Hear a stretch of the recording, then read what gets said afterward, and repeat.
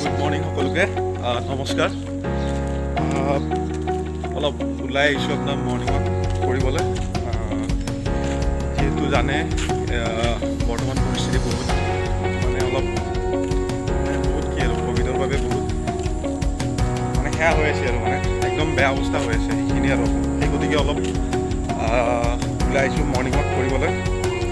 আহি আছোঁ আপোনাৰ এইকেইদিন ব্লগ বনোৱা নাছিলোঁ, আজিও ব্লগ বনোৱা বুলি ভাবা নাই আৰু এনে আপোনালোকক জাষ্ট কি আৰু জনাব খুজিলোঁ। আপোনালোকেও যদি পাৰে ৰাতিপুৱা মৰ্ণিং ৱাকলৈ আহক, প্ৰাতঃ ভ্ৰমণ কৰক।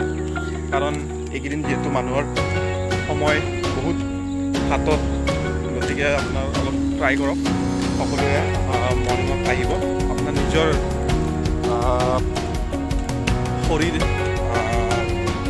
ভালে ৰখাৰ বাবে এইখিনি আপোনালোকে অলপ কষ্ট কৰক।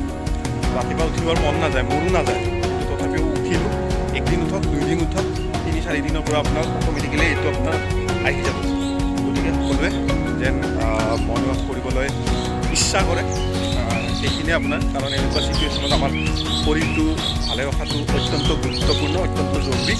গতিকে আপোনাৰ মই ভাবিলোঁ অলপমান এনে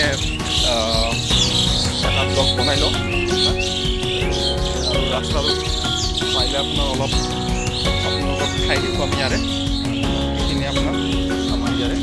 বাকী ভালে থাকক, সুস্থ থাকক সকলোৱে।